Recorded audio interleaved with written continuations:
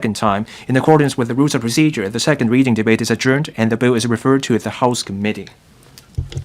Secretary for Security.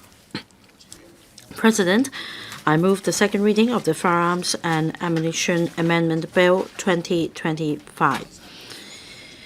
The amendment seeks to implement the requirements in the Protocol against the illicit manufacturing of and trafficking in firearms, their parts and components, and ammunition, called Firearms Protocol of the United Nations Convention Against Transnational Organized Crime in Hong Kong.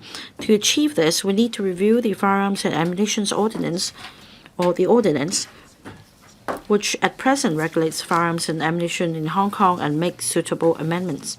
The Firearms Protocol, which came into force in 2005, is an important legal backing for the control of firearms, that is, real guns, by the international community.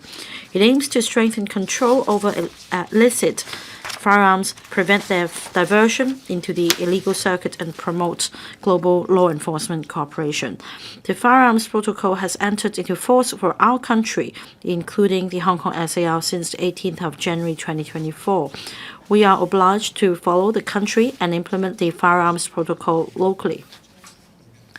Specifically, the Firearms Protocol requires the state parties to criminalize the following three types of conducts: illicit manufacturing of firearms, component parts, and ammunition; and 2, illicit cross-border trafficking in firearms, component parts, and ammunition; 3, falsifying or illicitly obliterating, removing, or altering of the requisite markings on firearms. Having reviewed the ordinance, the Secretary Bureau proposes to make the following amendments to implement the Firearms Protocol.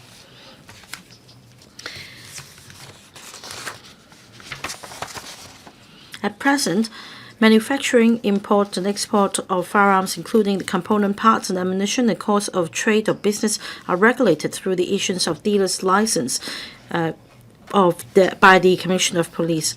A person manufacturing or trafficking across the border any firearm components and ammunition without a dealer's license commits an offense of dealing in firearms and ammunition without a license, and is liable to imprisonment for 10 years and a fine of $100,000. However, the ordinance does not contain specific provision to address the relevant conducts of manufacturing of and cross-border trafficking in firearms, including the components, parts, and ammunition, by way other than trade or business, such as for the illegal purposes of committing organized crimes or terrorist activities.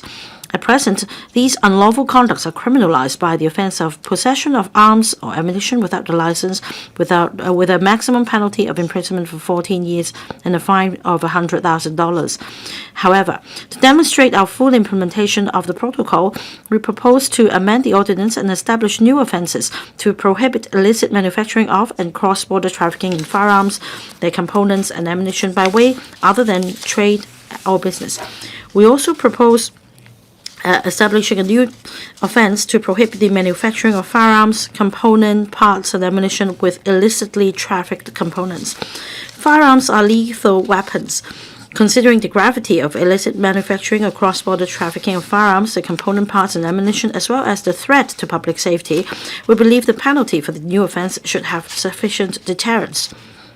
We therefore propose to raise the penalty for illicit manufacturing and cross-border trafficking of firearms to double that of the possession offense, and that is a maximum penalty of 20 years imprisonment and a fine of $200,000. The Firearms Protocol requires that markings be made on firearms, that is, at the time of manufacturing of a firearm, the name of the manufacturer, country, or place of manufacture and serial number should be marked on it. At the time of import, the country and year of import should be marked on the firearm. The Firearms Protocol also requires state parties to criminalize falsifying or illicitly obliterating, removing, or altering of the requisite markings on firearms. While the ordinance does not mandate the marking of firearms, the Police Commissioner administratively requires license applicants to provide similar information of the firearms concerned, including the brand, model, caliber, and serial number. Such information is permanently recorded in the police's database. To fully comply with the Firearms Protocol, we propose to amend the ordinance to stipulate the relevant marking requirements. Any person who falsifies or illicitly obliterates, removes, or alters such markings on firearms commits an offense and is liable for imprisonment for a maximum of 2 years. We also propose to amend the ordinance to empower the police commissioner to stipulate the relevant marking requirements by way of subsidiary legislation. After the bill comes into operation, we will submit the subsidiary legislation to LegCo for consideration. We expect to conclude the exercise by July this year, by which the provisions in the ordinance on marking requirements will come into force together with the subsidiary legislation. I urge members to support the bill. President, I so submit. I now propose the question to you that the aforesaid bill be read the second time. In accordance with the rules of procedure, the second reading debate is adjourned and the bill is referred to the House Committee. Secretary for Environment and Ecology.